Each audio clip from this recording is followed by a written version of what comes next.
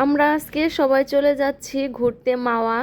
তো গাড়িতে সবাই উঠে পড়ছি, সবাই বসে গেছি যার যার মতে। তো আসসালামু আলাইকুম, সবাই কেমন আছেন? আশা করছি সবাই ভালো আছেন। Welcome to my new blog. তো আজকে মাওয়ার পথে যেতে যেতে আপনাদের সাথে গল্প করতে করতে যাব। এই ঈদের ছুটিতে এমনিতেই তো রাস্তা অনেক নিরিবিলি থাকে, তো আমরা তখনই যাচ্ছিলাম ঈদের ছুটিতে। তো রাস্তা এত সুন্দর নিরিবিলি ছিল তা বলার মতো না, পরিবেশটা অনেক সুন্দর ছিল। গাড়ির কোনো গ্যাঞ্জাম ছিল না, মানুষের কোনো গ্যাদারিং ছিল না, মানে সব মিলিয়ে অনেক ভালো ছিল। আর সংসদ ভবনের সামনে দিয়ে যখন যাচ্ছিলাম না, মানে পরিবেশটা এত সুন্দর ছিল তা বলার মতো না। তো এখানে একটু গাড়ি রাখতে চেয়েছিলাম, গাড়ি রাখতে দেয়নি। গাড়িতে বসে সবাই যার যার মতো গল্পগুজব করছে। গল্প করতে করতে আমরা চলে আসছি মাওয়া। এখানে আমরা মানে রেস্টুরেন্ট সিলেক্ট করতেছিলাম যে কোনটায় যাব, কোনটায় খাবো। তো সবাই বলতেছিল যে কুটুম বাড়িতে খাবো। তো যেই কথা সেই কাজ, সবাই চলে গেলাম কুটুম বাড়িতে। তো কুটুম বাড়ির ভিতরে পরিবেশটা ছিল অনেক সুন্দর। সবাই এর জন্য এইটাই সিলেক্ট করলাম। তো এখানে ঢোকার সাথে সাথে তো যে যার মতে মানে ছবি তুলতে ব্যস্ত, সবাই ছবি তুলতেছিল। আমি আবার এদিকে মানে ঘুরে ঘুরে দেখতেছিলাম। তো এই পাশে দেখলাম যে সবাই আবার ফ্রেশ হচ্ছে, তো আমিও সেখানে যে একটু ভিডিও নিলাম। ভিডিও করতে করতে তারপরে এসে দেখি যে সবাই মানে খাবারের টেবিলে বসে গেছে। তো এই দিক দিয়ে এখনও আমি মাছও কিনতে পারিনি, মানে কোনো কিছুই রেডি হয়নি, অথচ ওরা মানে খাবার টেবিলে বসে গেছে। তো এখানে আমি মাছ মানে অনেক দামাদামি করে কিনতে হয়, তো আমি দুইটা মাছ কিনে নিয়েছি আর এই ভাইয়াটার কাছে এগুলো কাটতে দিয়েছি। তো ভাইয়াটা বলতেছিল যে আপু আপনাদের মাছগুলো তো অনেক শক্ত, তো একটু পানিতে ভিজিয়ে নিলে ভালো হবে, কাটতে অনেক সুবিধা হবে। পরে একটু দেরি হয়েছে আমাদের মাছ কাটতে। তো মাছটা কাটতেছে আর ভাইয়া বলতেছে যে আপনাদের ভাগ্যটা অনেক ভালো, মাছটা খুবই ভালো, দুইটা মাছই অনেক ভালো, খেয়ে অনেক মজা পাবেন। তো এই যে মাছ কাটা ডান। আর এখানে এই ভাইয়াটা মানে মাছ মাখানোর জন্য সব আর কি মশলা দিয়ে নিচ্ছিল। তো আমি বলতেছিলাম যে ভাইয়া একটু মরিচ টরিচ বেশি দিয়েন, আর ভাজাটা যেন সুন্দর হয়, সুন্দর করে ভেজে দিয়েন। তো ভাইয়া আবার বলতেছিল যে আপু আপনারা কি বেগুন ভাজা নেবেন? তো আমি বললাম যে না, বেগুন ভাজা নিব না, আমরা শুধু ভর্তা মাছ এগুলাই নিব, বেগুন ভাজা নিব না। পরে এদিকে আবার আমার ভাগ্নি ও এসে বলতেছে যে আমি একটু ভিডিওতে থাকি, মাছটা আমি একটু নাড়া দিই। পরে এই তো ও একটু ভিডিও করে নিল। আবার এই ভাইয়াটা বলতেছে যে আমি একটু মাছ মানে ফোকাস বেশি করি, এইভাবে ভিডিও নেন তাহলে সুন্দর লাগবে। পরে যে এইভাবে আর কি ভিডিও নেওয়া হচ্ছে, মাছগুলো ভেজে নিচ্ছে ভাইয়াটা। তো ভেজে আবার এই লেজগুলো আমাদের কাছে আলাদা করে দিয়ে দিছে। এই পাশে আবার আরেকটা ভাইয়া আসছে, উনি আবার ভর্তা বানায়।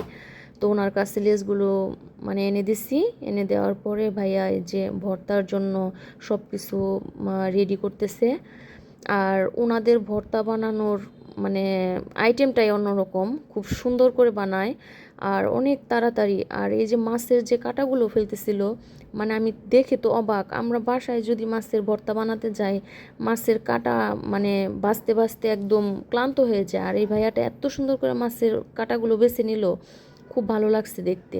তো এই যে ভর্তাটা বানাচ্ছে, আমি আবার বলতেছিলাম যে ভাইয়া ঝাল একটু বেশি দিবেন, ভর্তাতে ঝাল বেশি না হলে ভালো লাগে না। পরে ঝালটাও একটু বেশি দিয়েছে। তো আমি আর কি ভর্তা বানানোটা দেখতেছিলাম যে কিভাবে বানায়, এটা আবার বাসায় যেয়ে ট্রাই করব। আর এখানে টমেটো শসা এগুলোর সালাদ তৈরি করে দিচ্ছিল। এই যে সব কিছুই আমাদের রেডি, এখন নিয়ে যাব খাবার টেবিলে। এই যে আনা মাত্র এক একজন শুরু করে দিচ্ছে খাওয়া। আমি আবার এদিক দিয়ে মানে দেখতেছিলাম যে কে পেলো কে পেলো না, সবাইকে দেখতেছিলাম। আর আমি ওদের মানে গাইডলাইন হিসেবে গিয়েছিলাম, আমাকে রেখেই সবাই খেতে বসছে, যে আমি সবার লাস্টে খেতে বসছি। তো মাছটা মুখে দেওয়ার পরেই মানে অনেক ভালো লাগছে। তো আমার চাচিমা আবার বলতেছিল যে ডালটা অনেক মজা হয়েছে, তুমি একটু ডাল নাও। পর আমি ডাল নিয়ে আর কি ভাতগুলো খাইছি, অনেক ভালো লাগছে। এদিকে আবার একটা মামার দোকান ছিল চায়ের, তো সবাই আবার বললো যে চলো ওইদিকে একটু চা খাই। তো চা খেয়ে আমরা এই যে চলে আসছি ঘাটে। এখানে সবাই গাড়ি থেকে নেমে নিচ্ছে। আমি বলতেছিলাম যে একটু ভিডিও নেই, তোমরা একটু আস্তে আস্তে মানে নামো। তো সবাই মানে ব্যস্ত হয়ে গেছে, কার আগে কে নামবে ধুলায় অন্ধকার। তো ওই যে আমার চাচিম্মা সবার লাস্টে নামছিল। উনি মানে অনেক রুগী, গাড়িতে উঠতে পারে না, মানে একরকম জোরপূর্বক ওনাকে ধরে নিয়ে গেছি। তো যে বলতেছে যে আমার অনেক ভালো লাগছে, আমার কোনো খারাপ লাগেনি। পরে বললাম যে হ্যাঁ, মাঝে মধ্যে ঘুরতে হয়, আবার নেক্সট টাইম যাব আবার কোথায়। তো চাচিমা বলতেছে হ্যাঁ আবার যাব বেড়াইতে। তো এদিকে ঘাটে যাওয়ার পথে এখানে কাঁচা আম মাখা, আনারস মাখা, তারপরে হচ্ছে যে চিংড়ি মাছ ভাজা, আচার, এগুলোর অনেক দোকান ছিল। তো আমরা এখান থেকে অনেক মানে কেনাকাটা করছি, যে যার মতো করে যে যেটা খাবে সেটাই। আর এই যে আমরা এদিক দিয়ে যাচ্ছি ঘাটে। আর যাওয়ার পথে মানে অনেক মানুষ ছিল, তো মানে সব ভিডিওগুলো আর কি নেওয়া যায়নি সুন্দরভাবে। আর এখানে একটা ফুলের দোকান ছিল, ওই ভাইয়াটা ফুল বিক্রি করতেছিল। আর এখানে বাচ্চাদের বেলুন, তারপরে হচ্ছে মানে অনেক আর কি খেলার জিনিস এগুলা ছিল। তো আমরা এই যে হাঁটতে হাঁটতে যাচ্ছি। আর বালুতে আমার হাঁটতে এত ভালো লাগে তা বলার মতো না।